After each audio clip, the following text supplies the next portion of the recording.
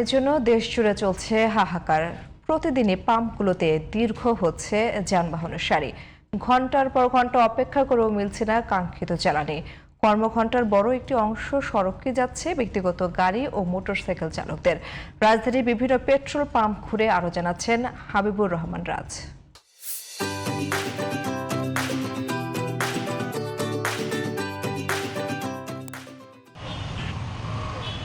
রাজধানীর পেট্রোল পাম্পগুলোতে তেলের জন্য ঘন্টার পর ঘন্টা অপেক্ষা, এটাই এখন নিত্যদিনের চিত্র। তেল নিতে আসা যানবাহনের লাইন দিন দিন ছোট হওয়ার বদলে হচ্ছে আরও দীর্ঘ। ফলে বিপাকে পড়েছেন সাধারণ চালকরা। ব্যক্তিগত গাড়ির পাশাপাশি সবচেয়ে বেশি বিপাকে পড়েছেন রাইড শেয়ারিং অ্যাপের চালকরা। আয় বন্ধ রেখে তাদের দিনের একটি বড় অংশ কাটাতে হচ্ছে পাম্পের লাইনে। পাঠাও রাইডে আমি একদিন তেল না নিলে পরের দিন তেলে দাঁড়ালে, আজকে আমি 4 ঘন্টা তেলের জন্য দাঁড়িয়ে আছি, কিন্তু এখনো তেল পাচ্ছি না। আরো মনে হয় 1-1.5 ঘন্টা সময় লাগবে। আমাদের তেল দিচ্ছে 500 টাকার, তা আমাদের 500 টাকার তেল দিয়ে তো ওভার পাঠাও যারা চালাই, এটা তো আমাদের হয় না। প্রয়োজনে যদি তেল 2 টাকা বাড়ে, 5 টাকা বাড়লেও যাতে তেল পাম্পে আসার পরে আমরা তেল পাই।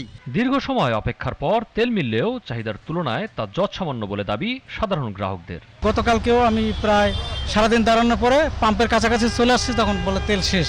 এখন 3টা বাজে, আপনার এখনো খাওয়া দাওয়া হয় নাকি? আমাদের তেল পাওয়াটাই আজকের জন্য বড় একটা পাওয়া, কারণ আজকে যদি আমি আরো লেট করতাম হয়তো সন্ধ্যা 12 যেত, কিন্তু আমি তেল পাইতাম না। রোদের মধ্যে এত প্রচন্ড খারাপ লাগতেছে, মাথা ঘুরাইতেছে, বমি আসতেছে, এমন অবস্থা এখন।